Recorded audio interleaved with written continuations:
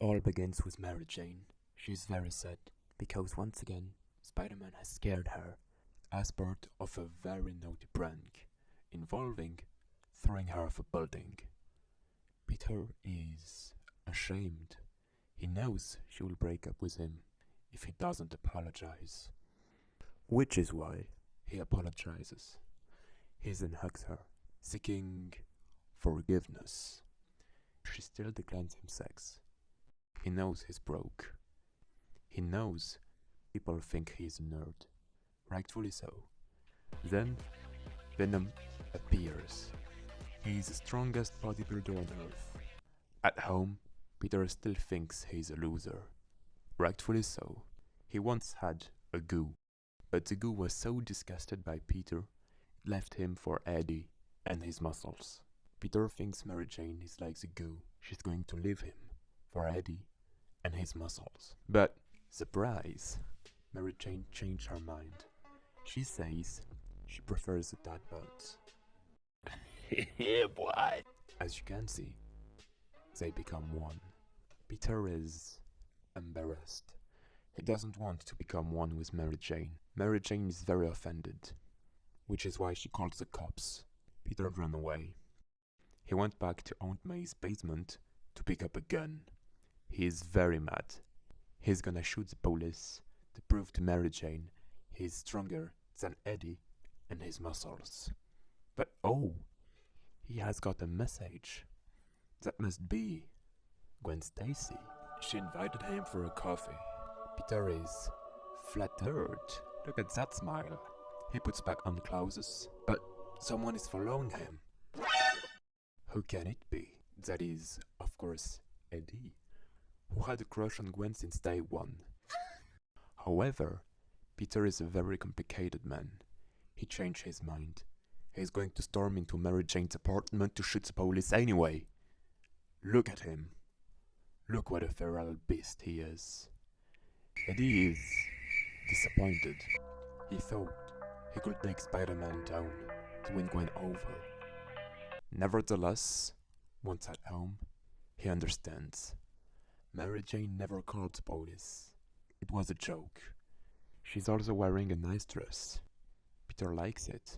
Mary Jane decides to reward his behavior. Huh? Eddie and his muscles went to church because they wanted forgiveness. However, he's not alone. A young man noticed his massive deltoids. The young man thinks Eddie stole a divine possession. He is very mad. He decides to also kill the stupid young man. Back at Pete's home, things took a dark turn. Mary Jane decided she doesn't like Peter's dead body anymore. She called every one of her friends to take Peter's stuff out and expel him for good. To appease Peter's wrath, she prepared him salmon sandwiches. Robbie looks at Peter with compassion. That is when Peter saw it. Eddie, his romantic rival. Peter follows him.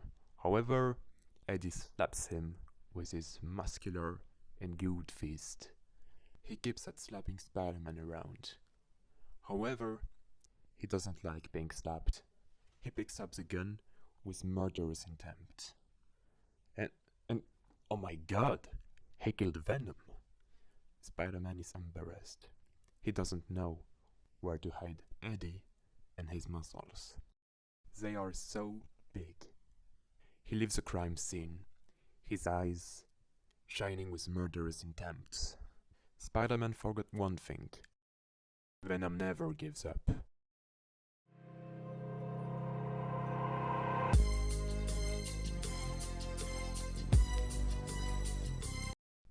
A man like Peter will not know. He pulls him back with a web and whoop his ass.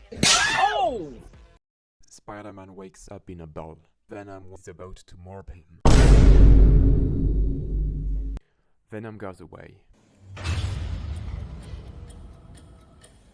He waits for the bell during Christmas because he thinks Spider-Man's death will be a gift to mankind. Fortunately, Spider-Man has experience with white stinging things, which is why he can free himself up.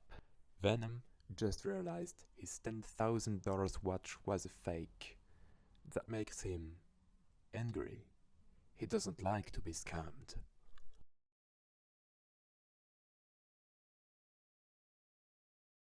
However, Spider-Man cuts the web of Venom. Venom falls.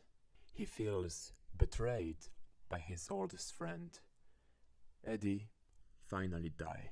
Spider-Man is still upset. However, he discovered what to do with the corpse. He calls his old friend, the Thing, who works in the mortuary. Spider-Man bribes the Thing, who accepts to make the body disappear. Spider-Man goes back home to see if Mary Jane kept at expelling his stuff. Surprise, she hasn't. She orders him to take his clothes off. Peter obeys. He is so enthusiastic, he throws his suit into the fire. Mary Jane is very happy with Peter's newfound submission. She strips down and jumps him.